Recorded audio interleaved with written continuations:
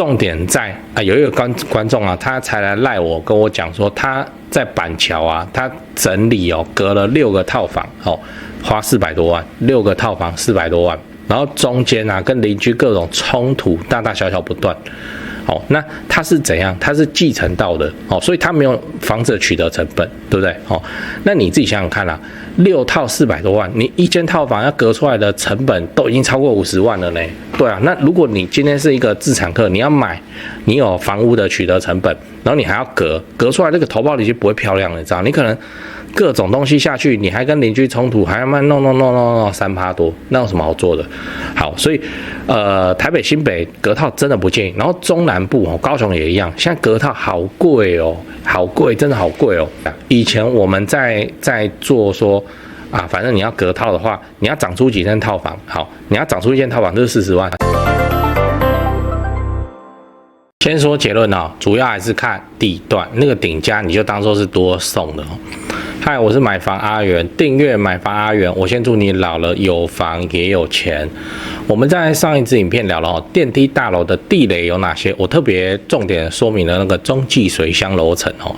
如果你还没看的话，可以看一下。那今天我想跟你讨论有顶家的房子能买吗？就是公寓嘛，顶楼加盖嘛。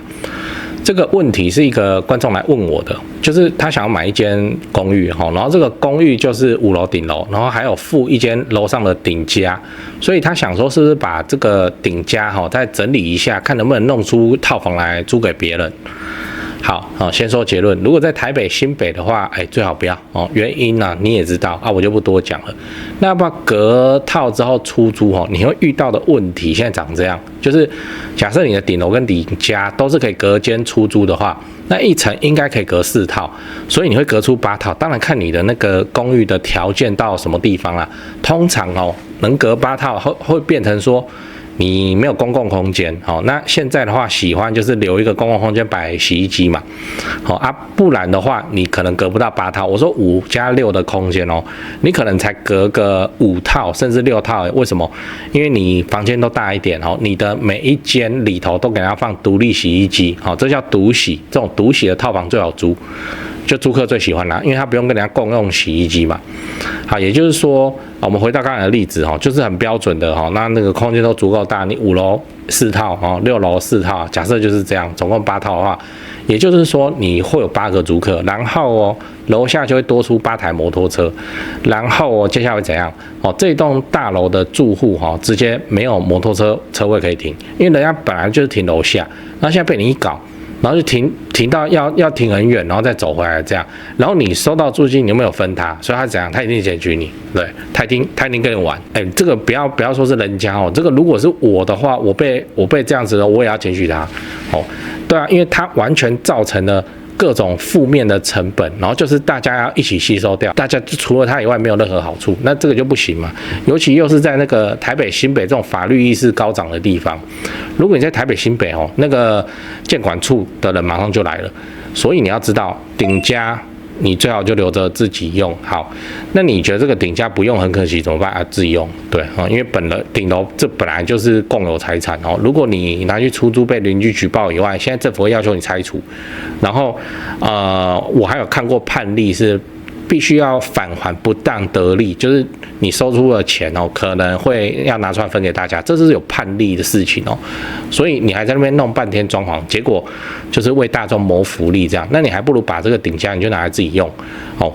你自己用的意思不是说你把那个顶家门就锁起来，只有你家可以用，这也不行因为那个什么晒背或者什么，那敦亲睦邻还是要做好。那就是因为你离最近嘛，然后顶楼没什么人会去嘛，那你就看你自己那边，你想要拿来晾衣服还是干嘛那通常啦最普通的做法就是弄个铁皮弄个铁皮的话可以保护楼下，就不太会发生漏水的事情。好，然后原本的5楼你就是该怎么做就怎么做那正常的3房，那你就把它出租出去，你就不一定要隔套。这个我在讲八卦的时候我再补充给你这样你是最不容易被投诉的。但是你要记得，现在顶家就是不能做2次施工如果你要大兴土木，你要来隔套房，还是会被检举那你只是装个冷气或者什么，这个就还好。那最后你要知道，顶家不是最好的选择。其实顶加就是一个过渡时期的产物哦，然后政府也讲了，民国83年年底前的寄存违建不得二次动工，哦，那84年之后建的被检举就会来拆，啊，这边要先暂停啊，当然啊会来拆啊，拆什么时候来拆？那个民国几百年的事情，然后慢慢拆哦。好，那这个就是看政府的时间安排，所以我并不建议啊。哦，那是因为看到这间房子有顶加，然后你就在那边想说，哦，这个如果隔套，哦，这投报率，哦，这怎样，然后你就没有去考量到说，我们不断强调的什么地段。我的看法是这样哦，你要考虑的还是这间房子的本质哦，就有没有顶加，这个都是附加的。为什么？因为你没有办法防御啊，防御来自其他的住户哦，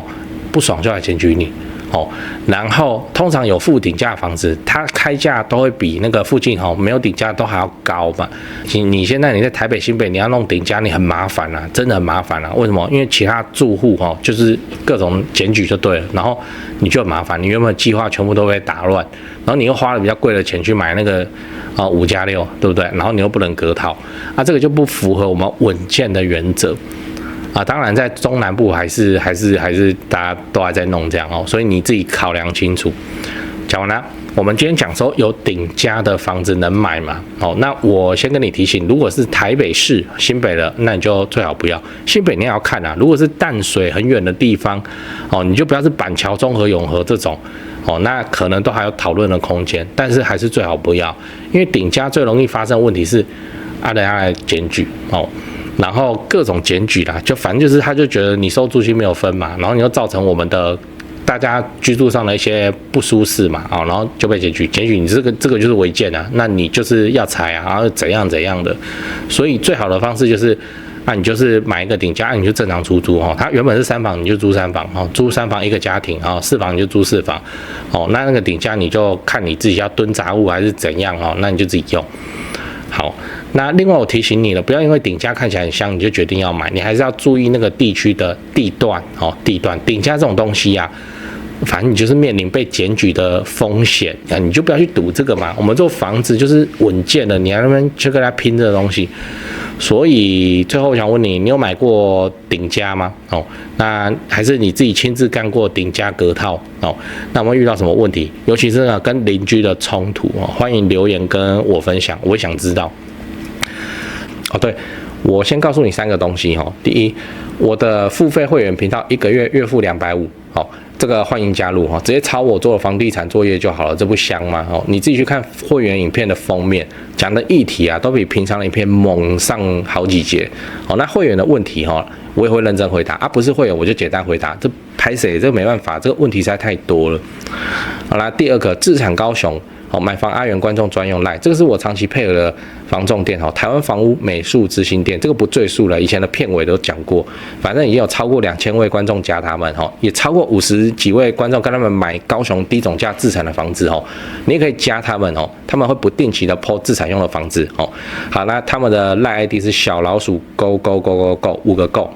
小老鼠勾勾勾勾勾第三个，自产台北新北买房阿元观众专用赖，刚刚讲高雄的嘛现在台北新北的专用赖如果你是钟情于台北市新北市房地产的朋友，那你就加这个赖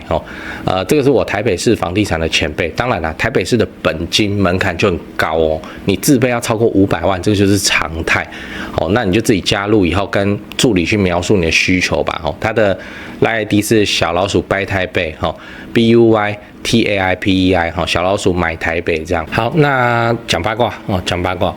顶加隔套这东西虽然就看起来就是个公寓的 SOP， 反正公寓5楼它的价值就在它可以顶加，然后这5楼跟6楼都来隔套，然后来收租，然后这个投报率很高，什么有没的但是现在的市况上已经不 OK 了，这个不 OK 在不是说检举风险，当然还是有你把我以下讲的例子，你就把它想成是高雄就对了。高雄现在还是有人会做然后也没什么检举了好，那为什么我说不 OK 了是因为投报率已经不 OK 了。重点在有一个观众他才来赖我，跟我讲说他在板桥他整理隔了6个套房花400多万，6个套房400多万，然后中间跟邻居各种冲突大大小小不断哦，那它是怎样？它是继承到的哦，所以它没有房子的取得成本，对不对？哦，那你自己想想看啦，6套400多万，你一间套房要隔出来的成本都已经超过50万了呢。对啊，那如果你今天是一个自产客，你要买，你有房屋的取得成本，然后你还要隔出来，这个投报率就不会漂亮了，你知道？你可能各种东西下去，你还跟邻居冲突，还要慢弄3%多，那有什么好做的？好，所以台北新北隔套真的不建议，然后中南部哦，高雄也一样，现在隔套好贵哦，好贵，真的好贵哦。以前我们在做说啊，反正你要隔套的话，你要长出几间套房，好，你要长出一间套房就是40万哦，40万的事情。现在啊，你现在现在是2024年7月底，你现在才去发包那个工程哦，你看你一间你要生出一间55万，做不做得到？很贵啦，然后就变成什么？变成你的工钱超级之贵，就跟那个香米一样，好贵哦。然后这么贵的情况之下，就变成你的投报其实没有很厉害。那在没有很厉害的投报之下，你干嘛要去忙这个？好，这个导致一个情况变成什么？变成说之前就已经隔套隔好，现在人家拿出来卖，在卖投报率的产品反而很香。为什么？因为他把最贵的钱都花完了，虽然他自己当初隔完套房因为以前高雄公园便宜了，那以前他这样子隔完套房，他自己的投报率捏在手上可能8%多，然后他现在卖到市场卖5%，可是你可以考虑为什么？因为你现在自己去隔你应该做不到5%，房价又贵了，工又变贵了，料也变贵了，会变成说你那个工钱太高像我前辈很常调侃一个例子，买一个那个公寓5楼280，好，隔完套房收租要用，好，他隔套收租隔了多少钱？隔了280，我靠，对啊，那你自己看，你有这个买房的钱，跟你有这个隔套的钱，那你为什么要去做这个市场？就 CP 值就不高。以前的那个隔套收租SOP 为什么走得动？是因为顶楼就很便宜，然后工啊料啊那个也都行情，所以你算出来你是有投报率的。然后现在一个公寓5楼，你买加隔，你总成本已经来到这个就280多少，就500多快600了。对啊，那你租金你能收得多厉害？没有啊，那个就是套房啊，套房就是套房行情啊，你这个投报很难看，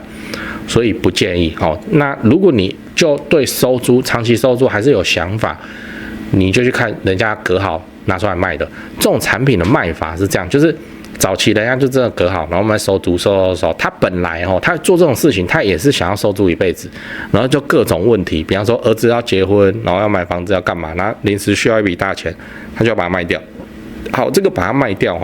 就变成说他捏在手上的时候，他就买嘛，在家整理嘛然后有一个投报率，我们假设是8%，这很合理你不要觉得不 OK。你要是在2013、14、15的时候，你去做公寓隔套，没有8%，你干嘛弄这个？对，所以8%，然后他现在然后听房仲的，把它拿出来卖，总价投报率5%的产品，这种东西啊，就没有在那边算它什么屋龄啊、格局啊、坐向啊，什么都没有，这种东西是拼投报率的。你这个回推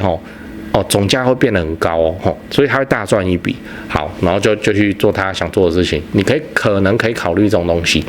然后我会建议啊，你看能不能把那个投报率至少地板控制在4。如果你要直接去买一家隔好的，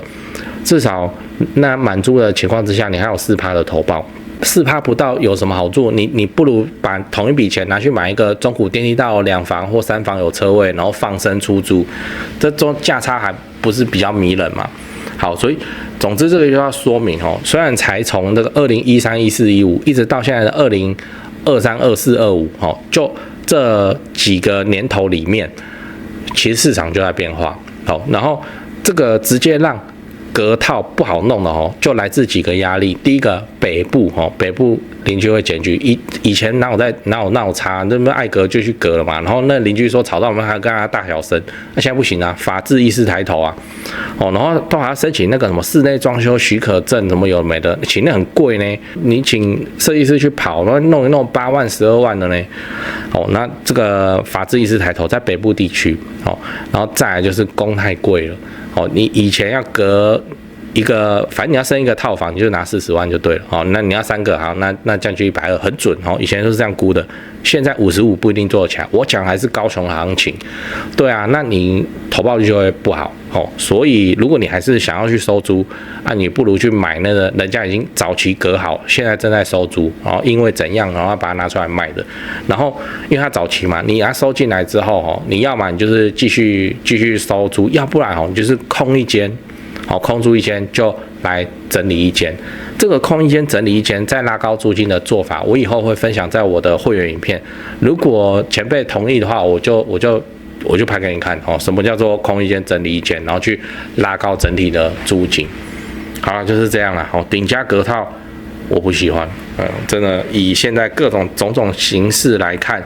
市场并不站在这边，那个投报要很高，要么你是继承来的，你没有房屋的取得成本，